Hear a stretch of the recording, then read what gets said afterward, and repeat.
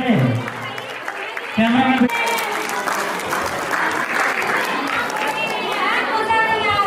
सबसे पहले भारत माता की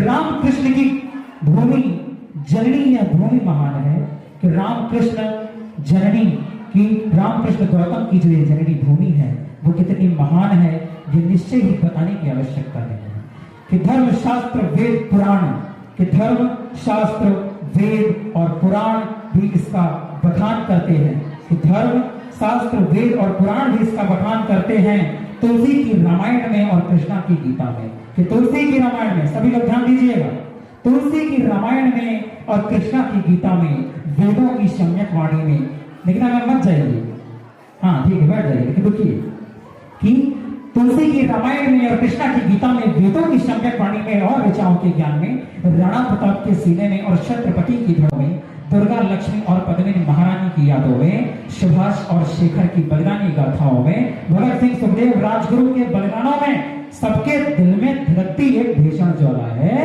भारत भूमि धरा जननी स्वतंत्रता की पुकार करती है जब हमारा देश स्वतंत्र नहीं था जब हमारा देश परतंत्र था जब हमारा देश गुलामी की बेड़ियों में जकड़ा हुआ था जब वीरों के यथोचित योगदान से ये स्वतंत्रता मिली है और आज का युवा क्या सोचता है आधुनिक युवा की सोच आपके बीच में रखता हूं आधुनिक युवा की सोच क्या है कि हुस्न के आगोश में यूं तो सभी डूबे हुए हैं कि हुस्न के आगोश में यूं तो सभी डूबे हुए हैं राष्ट्रहित चिंतन को सभी भूले हुए हैं राष्ट्रहित चिंतन को सभी भूले हुए हैं आज का युवा नशे की हालत में लड़खड़ाता है कि आज का युवा नशे की हालत में लड़खड़ाता है और क्या उसे इस बात की चिंता है कि जिस माँ ने उसे 9 महीने गर्भ में पाला था जब वो वही सड़क पर गिरा दिखता है तो उस माँ के सीने पर क्या चोट लगती होगी उस माँ के सीने की चोट की अगर माँ के दूध का कर्ज उतार ना सको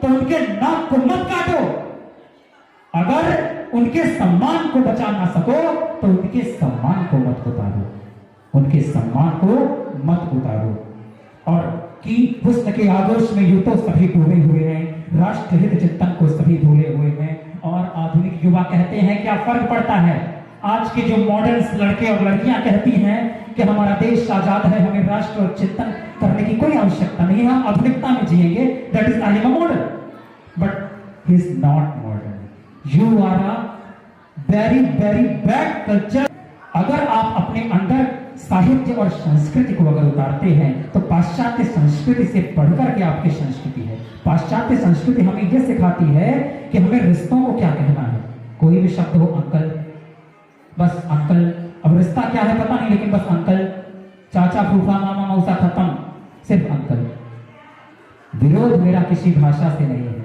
विरोध मेरा किसी भाषा से नहीं है विरोध मेरा है जो अपनी संस्कृति को भूलते जा रहे हैं और स्वतंत्रता तब बचेगी धर्म तब बचेगा जब युवाओं के हृदय में राष्ट्रभक्ति की चिंगारी जलेगी कि स्वतंत्रता तब बचेगी जब युवाओं के हृदय में राष्ट्रभक्ति की चिंगारी जगेगी और बालाओं के हृदय में धधकती ज्वाला सजेगी कि बालाओं के हृदय में धधकती ज्वाला सजेगी इसका स्पष्ट उदाहरण यह है कि कोई भी व्यक्ति आता है और हमारे जीवन के साथ खेल कर चला जाता है और ये कब होता है जब हम कमजोर पड़ गए जिस दिन से हर नारी और हर बहन के सीने में धधकती अंगारे जैसी एक आग होगी किसी की औकात नहीं होगी कि उसकी तरफ आंख उठा करके देख सके ये नारी सुरक्षा की बात है ये नारी सम्मान की बात है यही कहेंगे कि यदि राष्ट्र को आगे बढ़ाना है तो हम सभी को समान रूप से काम करना होगा और सभी को अपने सम्मान को और मान को ध्यान रखना होगा महारानी पद्मावती को आप सभी ने सिर्फ पिक्चर में देखा होगा वास्तव में इतिहास उनका कभी पढ़ने का प्रयास करिएगा वीर रस की कुछ चंद पंक्तियों के माध्यम से अपनी वाणी को विराम दूंगा कि महाराणा प्रताप को मेवाड़ महल से सुरक्षित बाहर निकाल दिया जाता है पंक्तियों पर गौर फरमाइएगा कि महाराणा प्रताप को महल से सुरक्षित बाहर निकाल दिया जाता है और सभी क्षत्राणियों के लिए जौहर कुंड सजा दिया जाता है कि निश्चय ही विद्वता ज्ञान और संघर्ष का केंद्र हम रहे अगर आपको वास्तव में स्वतंत्रता की गाथा को समझना है तो आपको राजस्थान की धरती के सन्मुख नतमस्तक होना पड़ेगा। अगर देश की असली बलिदानी गाथा को समझना है तो आपके मेवाड़ को बलिदान को समझना पड़ेगा। आपको मेवाड़ के बलिदान को समझना पड़ेगा कि यूं ही नहीं सभी क्षत्रियों के मस्तक पर तिलक लगा दिया जाता है, सभी वीरों के भाग्य में वीर गति का लेख लिख दिया जाता है। यूं ही नहीं चुंडावत पराक्रमी शूरवीर रणधीर कहे जाते हैं, मातृभूमि की रक्षा के लिए सीने पर भाला सह जाते हैं। उस वीर की मृत्यु पर उस दिन मेवाड़ धरा की वसुंधरा भी रोई थी। मेवाड़ धरा ने वीरों की मृत्यु पर अश्रु छलकाई थी, कि मेवाड़ धरा ने वीरों की मृत्यु पर अश्रुधारा छलकाई थी, कि जयमल और कलना की तलवारें मुगलों के सर काट रही थी। कि यहां पे देखिए इस्लाम से यहां कोई संबंध नहीं है, ना ही मैं किसी धर्म की बात कर रहा हूं। यहां मैं सिर्फ बात कर रहा हूं जो घटनाक्रम घटित हुआ। और अकबर यदि वास्तव में इस्लाम की लेखा में चलता तो अकबर इतना बर्बर कभी नहीं हो सकता, क्योंकि इस्लाम धर्म हमें तहजीब सिखाता है। उस दिन मां कालिका रणभूमि में रक्त उड़ेल रही थी। पत्ता चुंडावत उन वीरों में सबसे छोटा था। 17 वर्ष की आयु में आप सोचते रहते हैं कि करना क्या है, और 17 वर्ष की आयु में वो युद्ध भूमि पर नतमस्तक था। कि पत्ता चुंडावत उन वीरों में सबसे छोटा था, कि पत्ता चुंडावत उन वीरों में सबसे छोटा था। मुगलों के सिर काटने का उसने सौभाग्य पाया था। रणभूमि में उसके सम्मुख अकबर की सेना टिकी नहीं, मार सके उस वीर को ऐसा साहस किसी ने दिखाया नहीं। आप लोग निश्चय ही इन वीरों को न जानते हो, लेकिन आप लोग घर पर जाके चिंतन जरूर करिएगा। भले हम BSc के स्टूडेंट हैं तो क्या हुआ, लेकिन हमें अपने इतिहास को जानना बहुत जरूरी है। कि अकबर के आदेश पर कायरों ने बंदूकें चलवाई थी, हंसते हंसते खाकर गोली पत्ता चुंडावत ने वीर राजपूतों ने देखा था। फिर भी भारत में अकबर महान पढ़ाया जाता है। कहानी अभी पूरी हुई नहीं है, इस युद्ध का बदला लिया जाएगा। इस रंजित इतिहास का, इस संघर्ष का बदला लिया जाएगा। अभी एक और नया युद्ध हल्दी की घाटी रचा जाएगा। मेरी नई कविता हल्दी की घाटी ये 26 जनवरी को दैनिक जागरण और दैनिक भास्कर में प्रकाशित होने वाली है। आशा करता हूं आप सभी लोग उसको पढ़ें और उससे कुछ सीख लें। धन्यवाद। अपनी कुछ चंद पंक्तियों के साथ आज अपनी वाणी को विराम दूंगा। विषय है कुछ पंक्तियां जो कि मेरी खुद की लिखी हुई हैं, उनको आप सबके सम्मुख रखता हूं। और कि खुली आंखों से स्वप्न देखे उसे साकार करना है, कि खुली आंखों से स्वप्न देखे उसे साकार करना है। राहों में हो जो भी बाधाएं उन्हें पार करना है। नहीं मैं कवि कहा जाऊं, नहीं मैं कवि कहा जाऊं, न मैं ज्ञाता कहा जाऊं। राम चरणों की धूली हूं, माँ का लाल कहलाऊं। राम चरणों की धूली हूं, माँ का लाल कहलाऊं। अगली पंक्तियों में रखता हूं कि जिंदगी की राहों में हम बढ़ते चले, सांसों का क्या पता कब चले ना चले। कि जिंदगी की राहों में हम सब बढ़ते चले, सांसों का क्या पता कब चले ना चले। सपने कि अपने सपनों को पूरा करते चले, अपने सपनों को पूरा करते चले। लेकर माँ बाप का हम सहारा चले, लेकर गुरु चरणों का आशीष हम नित्य प्रति आगे बढ़े। लेकर गुरु चरणों का आशीष हम नित्य प्रति बढ़ते चले और सभी कठिनाइयों को पार कर, डर को पीछे छोड़कर अपनी मंजिल को हमको पाना है। क्योंकि एक बहुत ही विशद व्याख्या है कि हौसले भरो मन में, उड़ान भरो ऐसी कि कोई पकड़ने ना पाए।